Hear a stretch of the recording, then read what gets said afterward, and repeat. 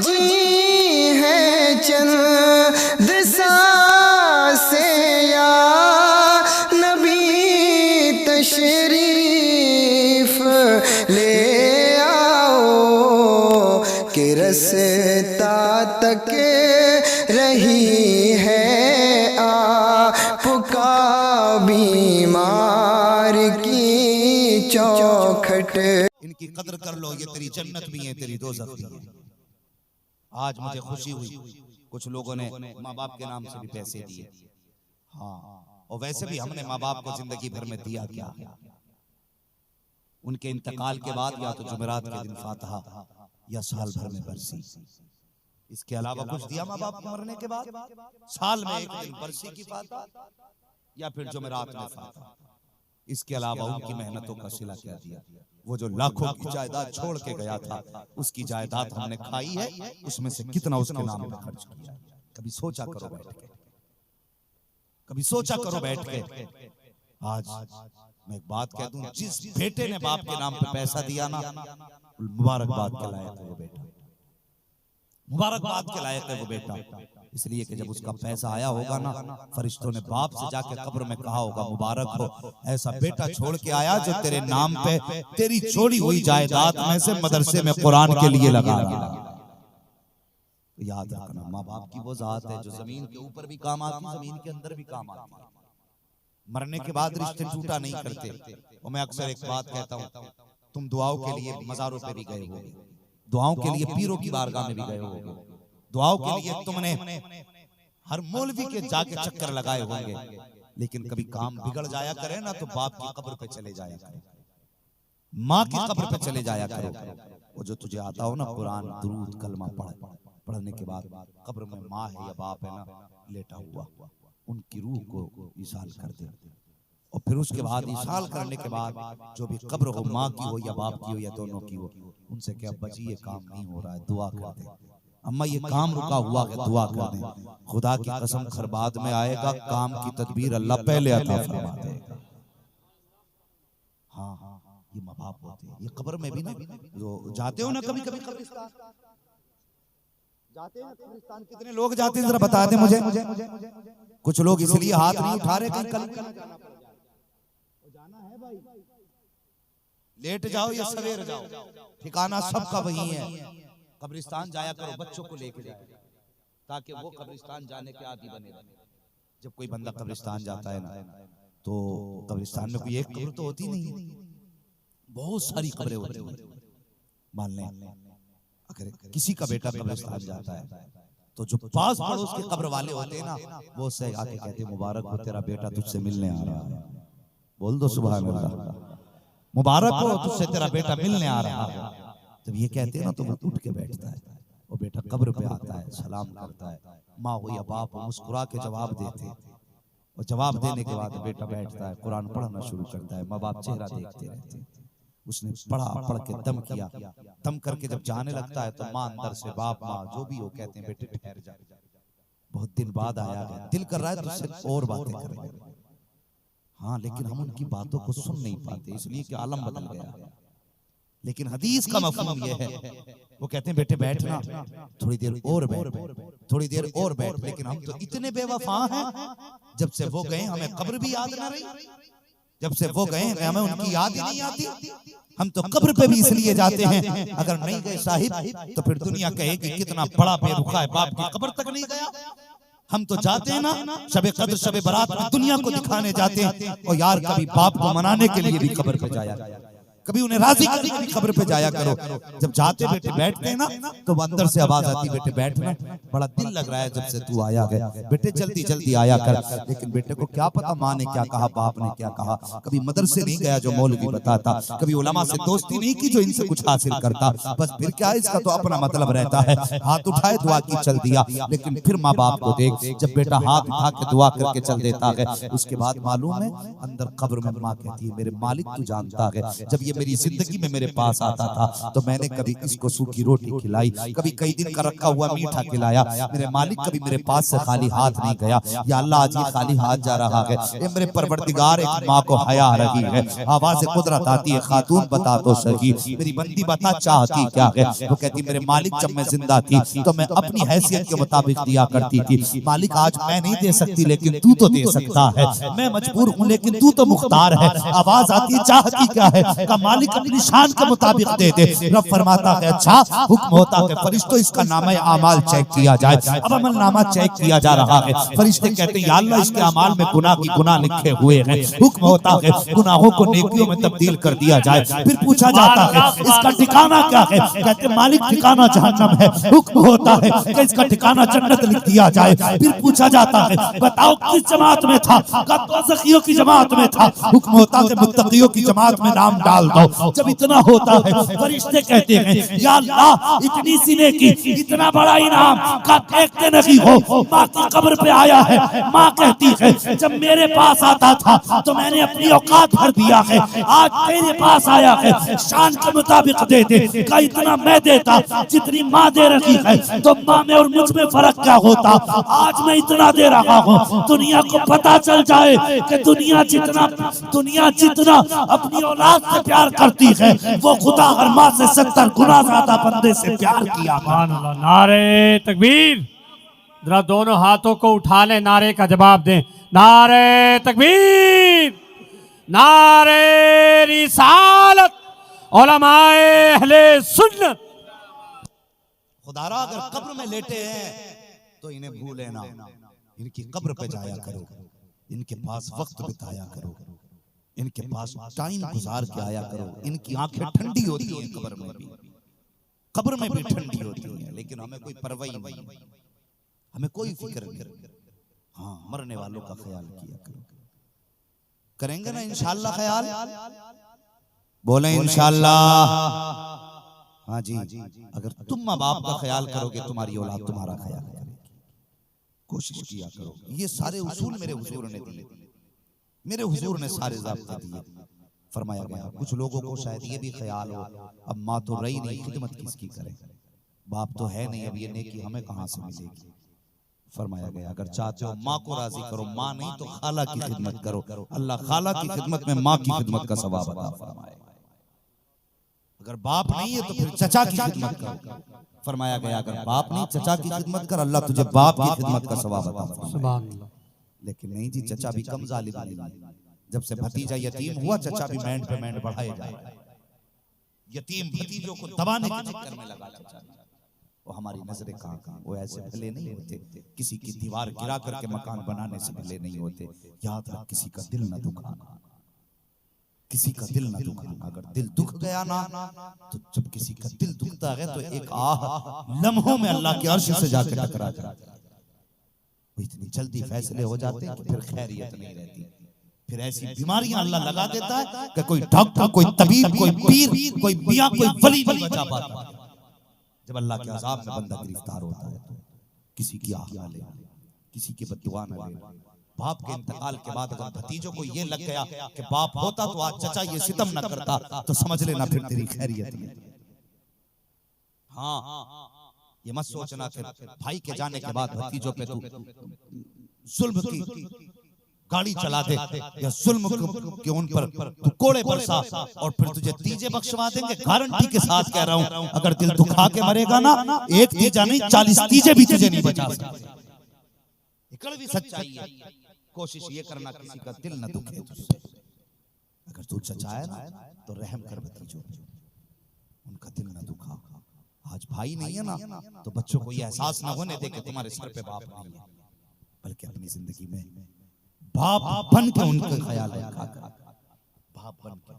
और जब कभी यतीम भतीजे सामने से गुजरा करे ना तो अपने बच्चों को देख के अल्लाह का शुक्र अदा किया करके, अल्लाह तेरा शुक्र है तूने बच्चों पे मेरा साया सलामत रखा है। ये भी तो हो सकता था ना कि भाई की जगह तुझे मौत आ जाती, तेरे बच्चे यतीम होते आज। लेकिन नहीं, हम भाई के इंतकाल के बाद भतीजों पे सितम करते हैं, जायदाद कुरेद के हम अमीर बनना चाहते। नहीं जी, ऐसे भले नहीं होते। भले तभी होते हैं जब खुदा भला करता है, जब खुदा भला करता है। आज अपने अपनों के नहीं रहे। मेरे हुजूर हजरत आयशा सिद्दीका उम्मुल मोमिनीन, सच्चे बाप की सच्ची बेटी, शान वाले बाप की शान वाली बेटी उम्मुल मोमिनीन हजरत आयशा सिद्दीका रज़ियल्लाहु ताला अन्हा, हाँ, सबसे पहली फकीहा, सबसे पहली मुफ्तिया, सबसे पहली आलिमा अम्मा आयशा सिद्दीका रज़ियल्लाहु ताला अन्हा फरमाती, एक दिन मैं अपने आंगन में बैठी थी।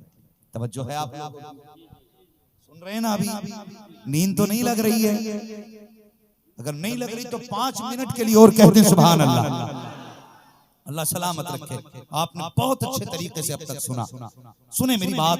हजरत आयशा सिद्दीका बैठी, फरमाती मैं सहन में काम कर रही थी, मेरे दरवाजे पे खटखट, दरवाजे पे दस्तक हुई। मैंने कहा कौन? का खातून मैं हूं। मैंने कहा अंदर आ जाइए। फरमाती हुजूर अंदर बिस्तर पे लेटे हुए थे। हजरत आयशा सिद्दीका फरमाती हुजूर बिस्तर पे लेटे थे। एक खातून घर में आई, बाल सफेद, कमर झुकी हुई थी और उसने यूं आंखों पे हाथ रखा था। बड़े बूढ़े रखते हैं ना हाथ आंखों पे, जब नजर कमजोर होती तो यूं देखते। फरमाती यूं हाथ रखा और कहने लगी आयशा तेरे घर वाले नजर नहीं आ रहे? घर वाले से मुराद हुजूर की जात थी। आयशा तेरे घर वाले नजर नहीं आ रहे? फरमाने लगी इससे पहले कि मैं कोई जवाब देती ये आवाज हुजूर के कानों तक पहुंच गई। हुजूर बड़ी तेजी से बिस्तर से उठे और उठने के बाद तहबत संभालते हुए बाहर आए। हुजूर ने खातून को देखा, अपनी चादर बिछाई, खातून को बैठाया, हुजूर भी बैठे। फरमाते बड़ी देर तक हुजूर बातें करते रहे उस खातून से, बहुत देर तक हुजूर बातें करते रहे। फरमाती बातें करते करते ना हुजूर बातें करते जाते रोते जाते,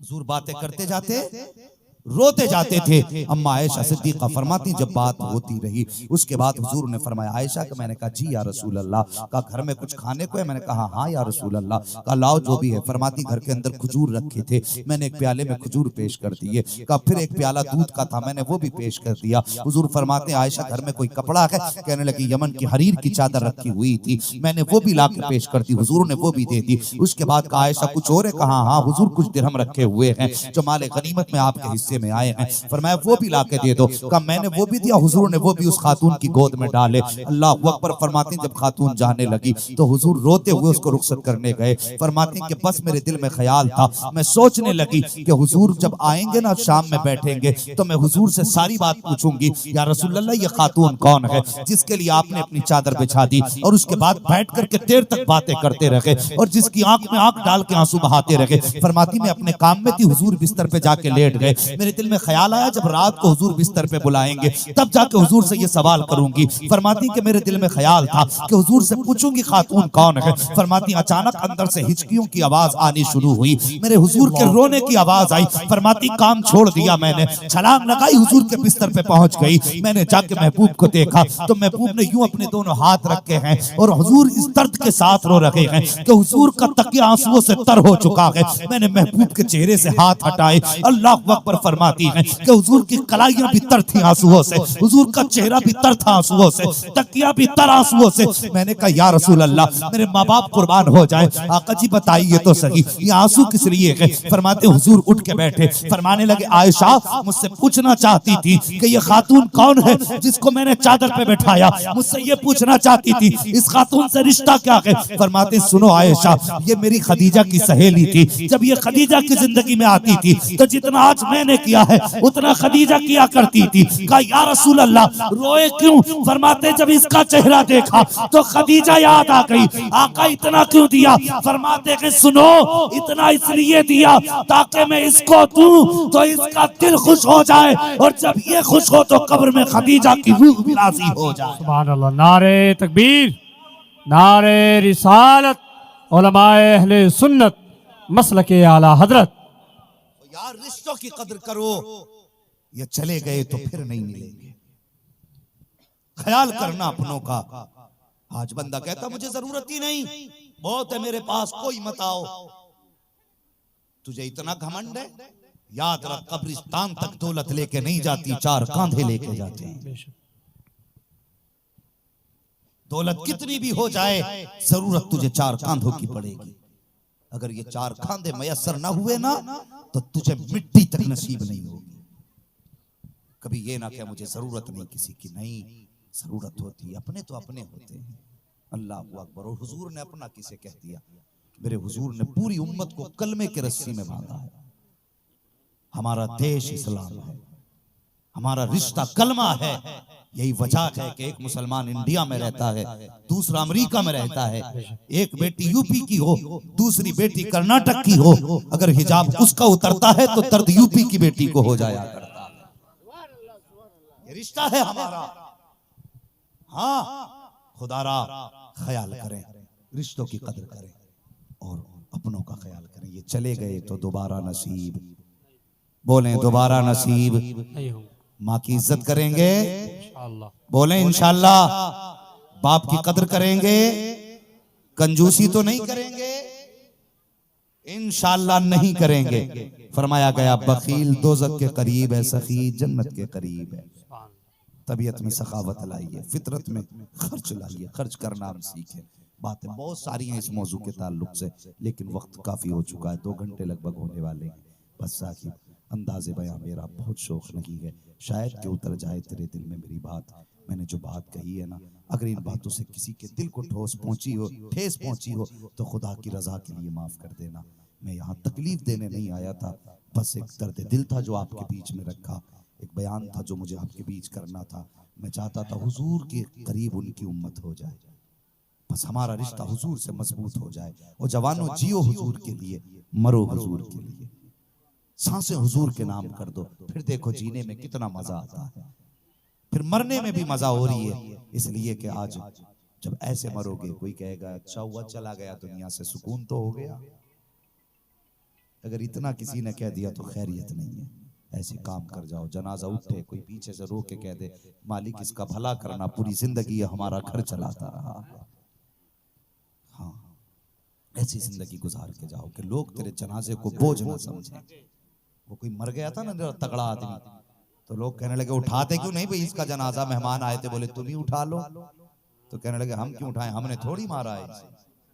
तो ऐसा भी बोझ कोई किसी पर ना बने।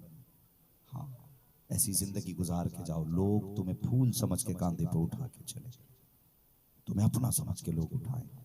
हालात अच्छे करो, किरदार अच्छा करो। वम्मस्साइला फला तनकर, महबूब दरवाजे पे कोई भी आ जाए खाली नहीं लौटाना। यही शान मेरे हुजूर की थी। अपने भी नवाजे गए, पराए भी नवाजे गए, दुश्मन भी नवाजे गए, दोस्त भी नवाजे गए। यही शान मेरे गरीब नवाज को दी हुजूर ने।